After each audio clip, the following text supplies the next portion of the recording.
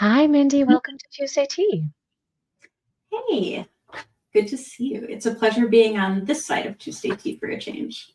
I love that. Thank you so much for coming to talk about your area of expertise, which is the amazing job that you do with marketing. But first, if you can please share with our audience a little bit about your experience and how you got connected with Touchstone. Sure. So I've been Touchstone's director of marketing for nearly 2 years, but I've worn lots of hats throughout my career. I used to teach high school English. I managed advocacy campaigns. I built marketing strategies for perinatal quality collaboratives. And one thing that all of those, like the through line for all of those, is storytelling, and that kind of continues in what I do now. So now I'm running my art studio and writing, and I also work with mental health professionals and organizations like Touchstone to elevate their online presence. I love that. I get so much feedback from people who are like seeing all of the content that you're putting out. Um, I'm wondering what solo practitioners should be thinking about as we're building our images. That's a great question.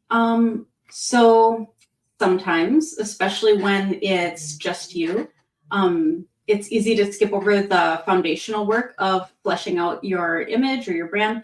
Um, but whether you have a private practice and it's just you, or you work at a larger clinic, you have a brand, and your brand is so much more than just your logo. It's the impression you leave on your audience.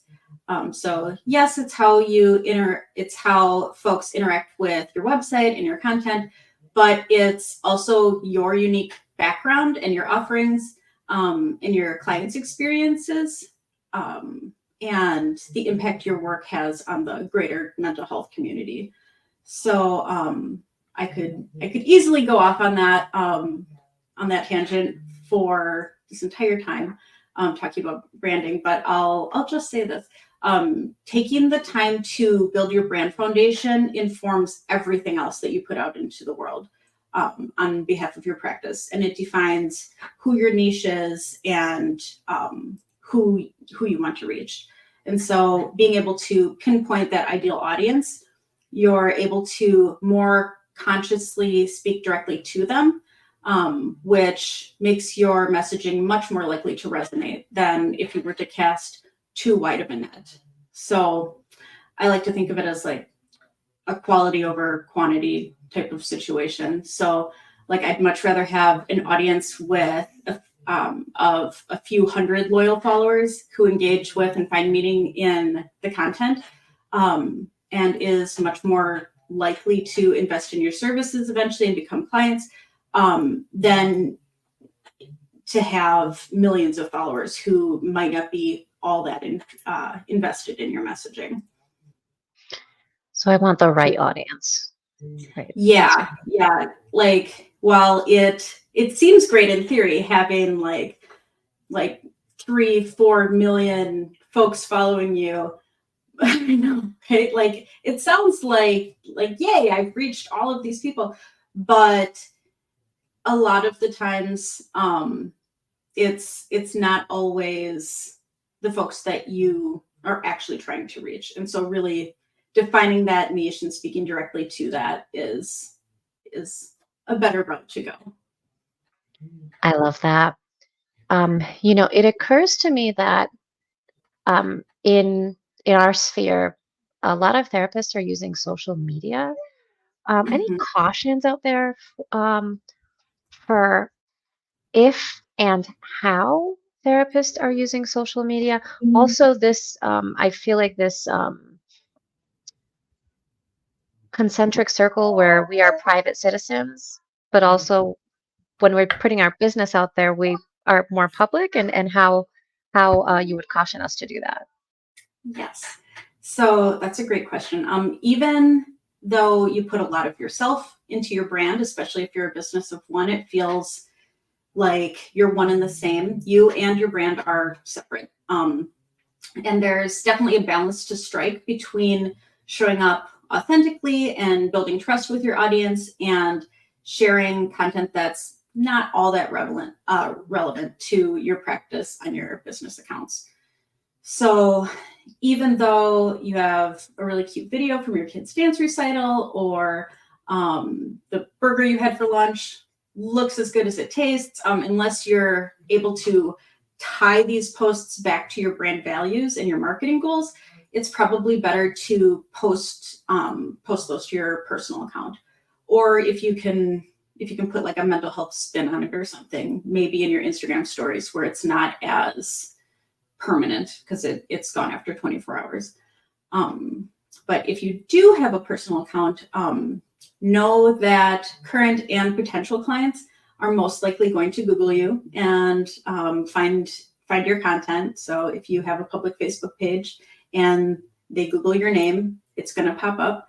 If you aren't comfortable sharing your personal life with clients or what you would like to put on your personal page, then I would strongly suggest setting your account to private, or I've also seen folks use an alias.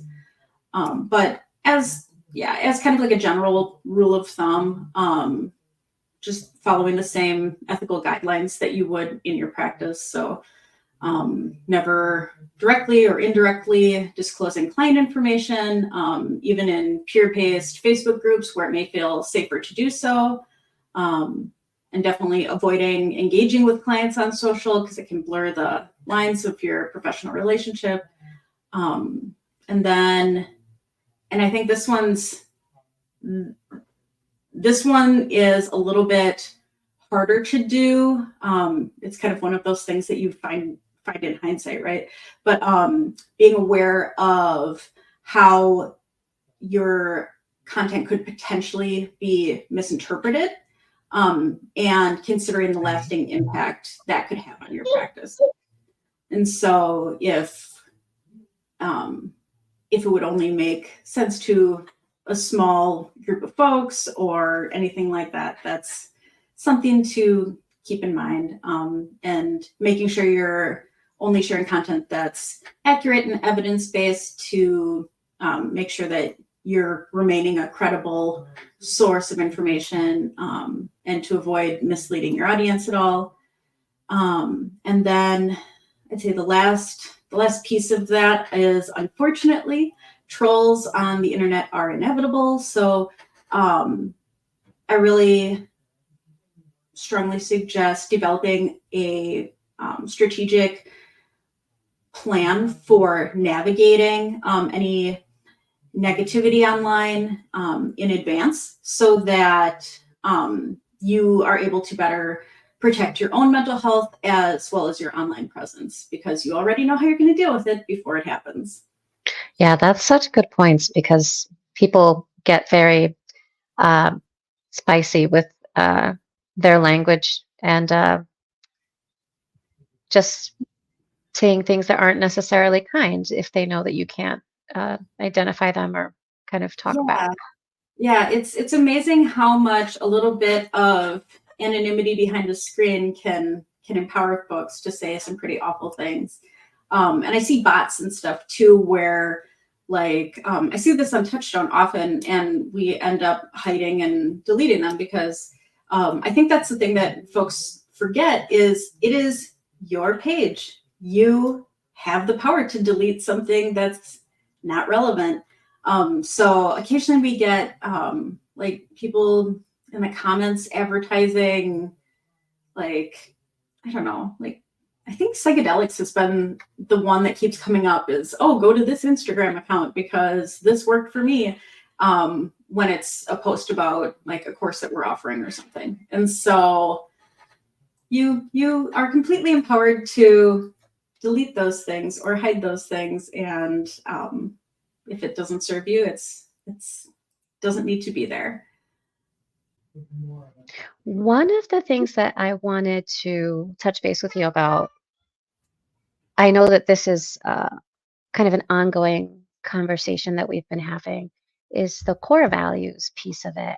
And what does it look like when we're doing things like talking about holidays and Sure. happenings that we should be aware of, and the balance between doing something on a particular day versus espousing the same values all the time? Yes. So, putting your own spin on holidays and awareness days and awareness months, it's a simple way to hop onto social trends and be part of a larger online conversation.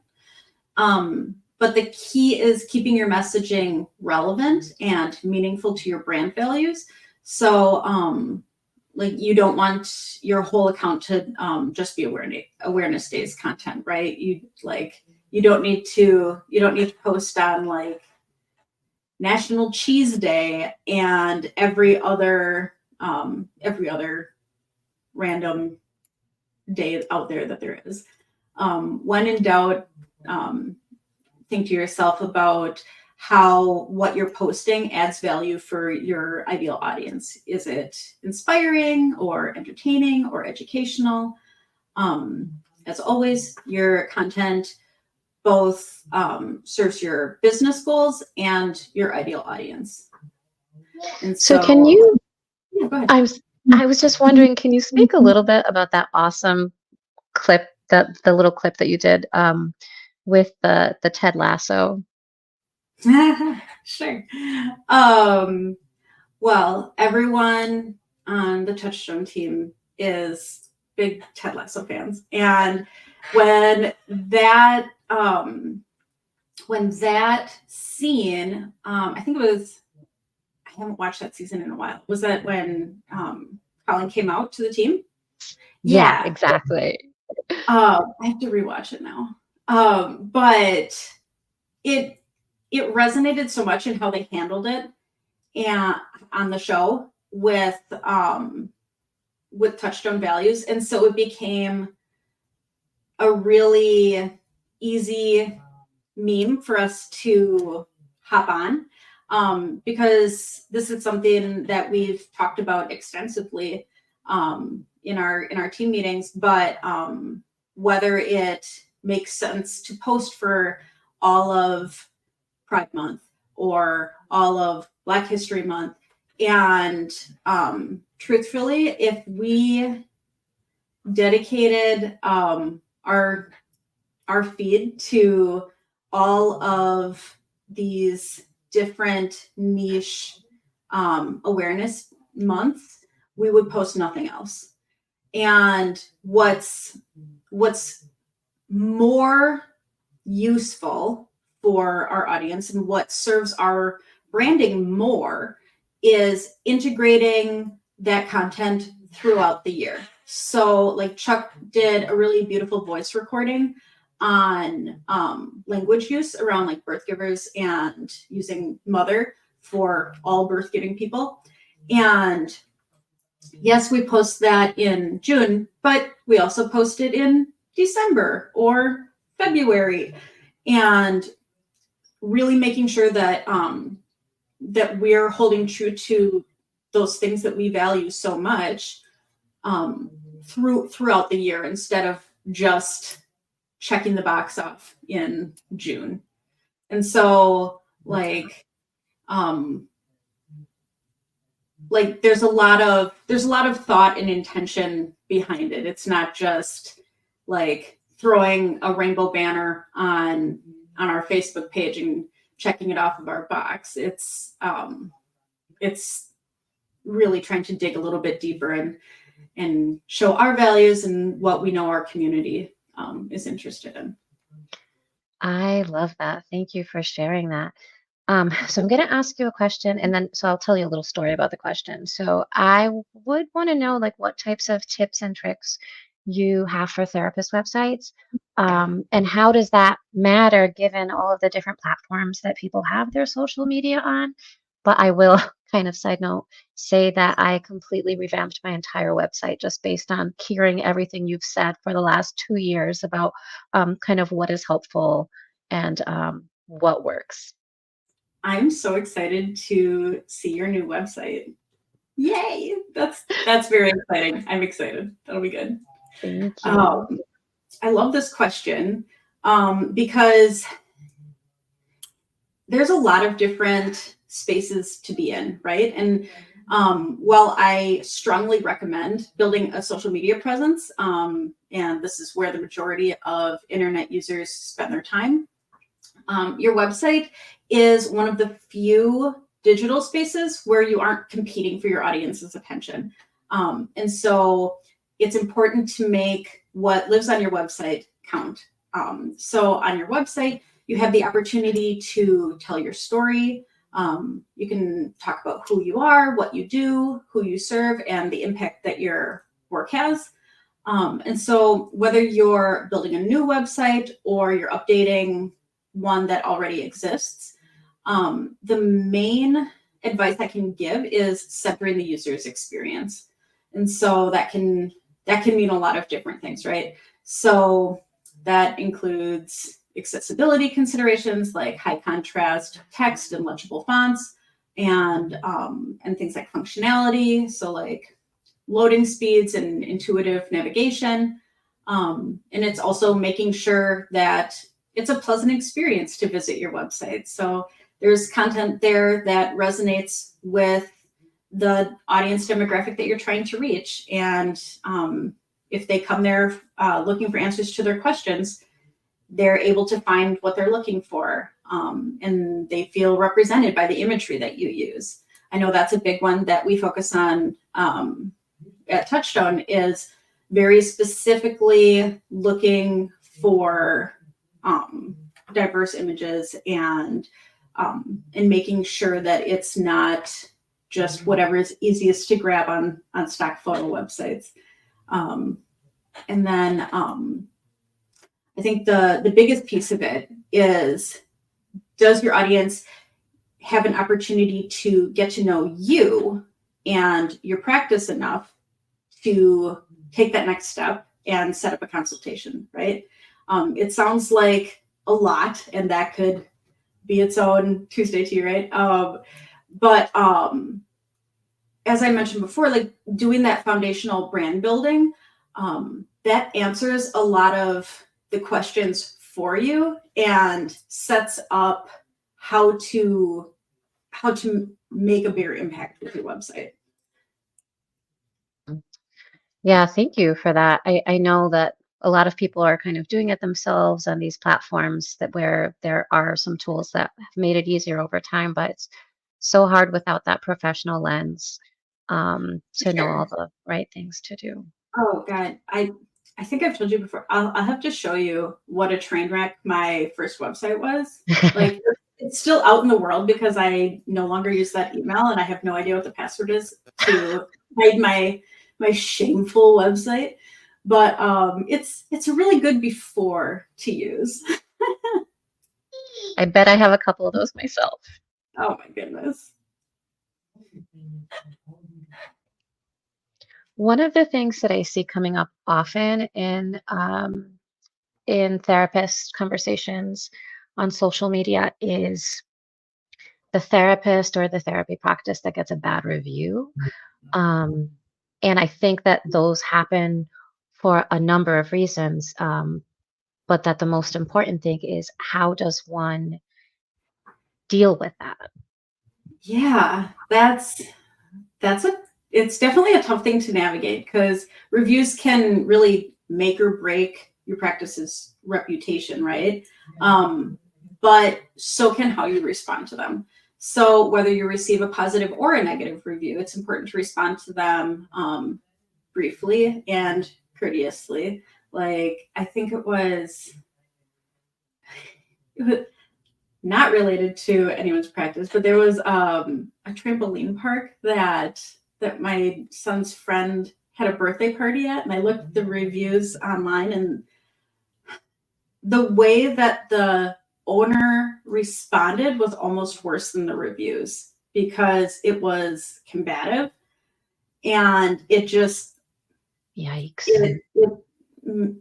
it did not feel very professional. So it's especially important to respond to negative reviews quickly and with curiosity and compassion, to show you genuinely care about what this person's experience was with your services, and that you're committed to making things right. And so that not only builds goodwill with the person who left the review, but with anyone who reads it. I don't know. I pay attention to how companies handle that kind of thing. I don't know if that's just the lens from what I do for work, but I'm always impressed when I see someone handle it really smoothly. So in your response, encouraging the reviewer to contact you privately to sort things out, to avoid any drama in the comments. And so it can be taken care of offline in a more private way. That would be my best advice. Well, it's funny that you should mention that because I was actually purchasing a couple of things yesterday, and I do read the reviews. And I saw a comment that it wasn't the worst comment, but it wasn't the best comment. It would just said, this, I really did like this product, but, after a couple of weeks, this particular part just wouldn't work for me. And the reach out from the store was, thank you so much for bringing that to our attention. Here's a place that you can email and reach out, and we'll Oh, be yeah. happy to help you resolve the problem. Yeah, see, that makes a world of difference. Like if I'm reading the reviews on something and it's like, oh, we couldn't get a hold of customer service, and so now I'm stuck with this product. Like I'm less inclined to buy that. Or like the example I had mentioned before, I really don't want to take my kid back there. And like it says a lot about the person responding and how they run their business. Like if they're coming with excuses or in a combative way, people are more likely to glean from that that's how they run their business. Yeah, yeah, And absolutely. And I think that you have a special treat for us today, is you have some tools that practitioners should be aware of, might want to take a look at. yeah, oh my gosh, this could be its own Tuesday tea again too, right?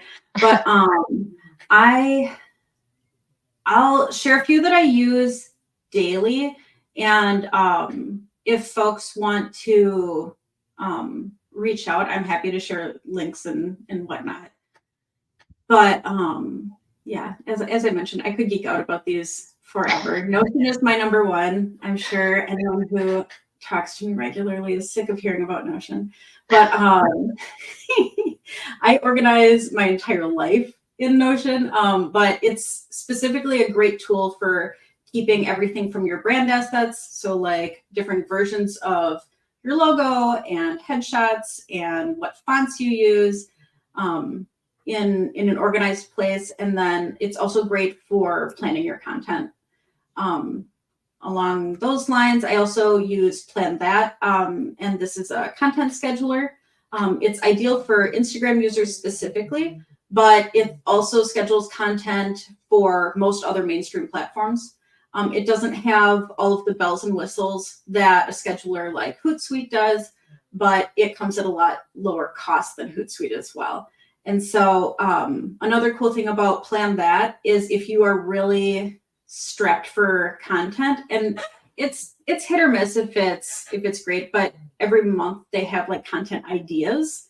And so if you're really struggling, there's ideas that could spark something else there too. They've added some AI features and stuff too, but I haven't played around too much with the ones on there. But Canva, which is the next one on our list. Yeah, that is, I think, so far one of my favorite. Canva, I love Canva. Like they're yeah, okay. So what I love about it is that it's an accessible program for designers who want a shortcut, but it's also great for non-designers. There's tons of graphics and templates to choose from so that you're never guessing what the right size image is for any given platform. So you don't get like text weirdly cut off or something. They've also got brand kits. So it's easy to transform all of the brand assets that you have into